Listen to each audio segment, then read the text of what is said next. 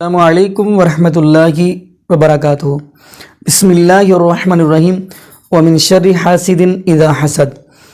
ناظرین، آج کل آپ نے اس معاشرے کے اندر یہ دیکھا ہوگا کہ ہر انسان اب دل کے اندر حسد رکھے ہوئے بیٹھا ہوا ہے۔ حتیٰ کہ دیکھیں گے کسی کے دل میں یہ حسد ہے کہ اس کی بیٹی کا اچھے گھر میں شادی نہ ہو جائے، اور حتیٰ کہ ایسے بھی دلوں کے اندر حسد پائے جاتے ہیں کہ اس کے پاس اچھی گاڑی نہ آ جائے، اس کے پاس اچھا گھر نہ ہو، ایسے۔ اور یہ بھی بتاتا چلوں، حسد ہمیشہ اپنے ہی کرتے ہیں۔ تو آج میں بتانے جا رہا ہوں، اور پھر حسد اتنا بڑھ جاتا ہے، حسد کی بنا پہ آ کے لوگ جادو بھی کر دیتے ہیں۔ تو آج اس حوالے سے میں گفتگو کرنے جا رہا ہوں۔ تو ناظرین، جادو جو ہے وہ برحق ہے، وہ ہو جاتا ہے، لیکن جو کروانے والا ہے وہ اگر دیکھا جائے شریعت کے حساب سے تو وہ مسلمان نہیں ہے، کیونکہ جادو کروانا یہودیوں کا کام ہے۔ تو چلیے، آپ کہیں گے اس کی دلیل کیا ہے؟ آئیے ہم نبی پاک صلی اللہ علیہ وسلم کی طرف بڑھتے ہیں۔ نبی پاک صلی اللہ علیہ وسلم اتنی بڑی عظیم ہستی ہے کہ امام الانبیاء، تمام نبیوں کے امام ہیں، خطیب الانبیاء ہیں، ان کے اوپر بھی جادو چل گیا۔ تو جادو کس نے کیا ہے اور کیسے کیا ہے؟ اور آج کل عورتوں کے اندر یہ بھی چیز پائی جاتی ہے اس معاشرے کے اندر کہ اپنے بال جو ہیں کنگھی کر کے وہ پھینک دیتے ہیں، حالانکہ بالوں کے اوپر جادو ہو جاتا ہے۔ حتیٰ کہ کنگھی ہوتی ہے وہ بھی اگر تھوڑی سی خراب ہو جائے تو اس کو بھی باہر پھینک دیتے ہیں، اس کے اوپر بھی جادو ہو جاتا ہے۔ تو چلیے ناظرین، ہم آگے بڑھتے ہیں۔ تو نبی پاک صلی اللہ علیہ وسلم کے اوپر جادو کر دیا کس نے؟ لبید بن عاصم یہودی تھا، اس نے کیا۔ اور کیسے کیا؟ نبی پاک صلی اللہ علیہ وسلم کے ظلم مبارک کے بال لے کر اس کے اوپر جادو کیا۔ تو اب جادو کیا، اس بال کے اوپر جادو کر کے پرانے کنویں کے اندر اس بال کو گرا دے کے دبا دیا ہے، اس کو دبا دیا۔ اب نبی پاک صلی اللہ علیہ وسلم کی کیفیت ایسی ہو چکی ہے جیسے بندے کو سوجھ بوجھ نہیں ہوتی۔ ایسا سمجھ لیں جیسا بندے نے جو کام نہیں کیا اس کو لگتا ہے میں نے کر لیا ہے، جو کر لیا ہے اس کو لگتا ہے میں نے نہیں کیا۔ تو نبی پاک صلی اللہ علیہ وسلم کی ایسی کیفیت ہو چکی ہے۔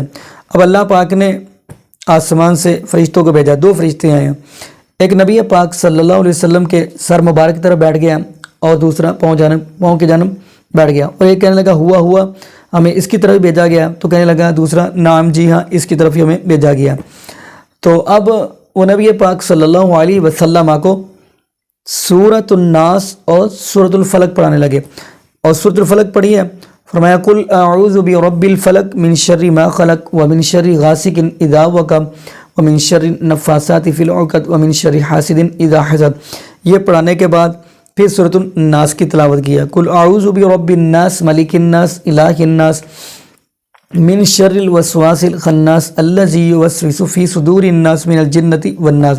یہ دونوں صورتوں کی آیتیں ملا کے کل بنتی ہیں 11 یعنی 11، اور گرا جو دی تھی بالوں کو وہ بھی 11 ہی دی تھی۔ ادھر نبی پاک صلی اللہ علیہ وسلم نے سورۃ الفلق کی پہلی آیت پڑھی، قل اعوذ برب الفلق، ادھر سے ایک گرا کھل گئی، نبی پاک کی ظلم مبارک جو کنویں کے اندر دبائے تھے ان کی ایک گرہ کھل گئی۔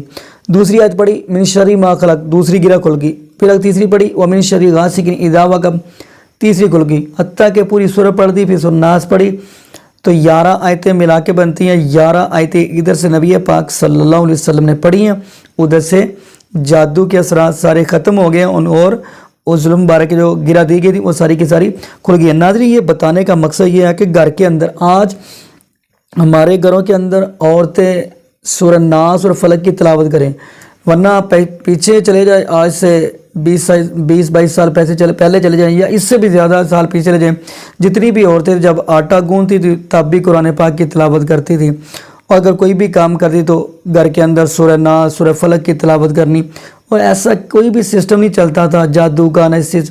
لیکن اب مسئلہ یہ بن چکا ہے کہ اگر آٹا گوندا جا رہا ہے تو ٹی وی کی طرف دھیان ہے۔ تو ناظرین، یہ دعا کریں اللہ پاک عورتوں کو گھر کے اندر سورہ ناس اور سورہ فلق کی تلاوت کرنے کی توفیق دے۔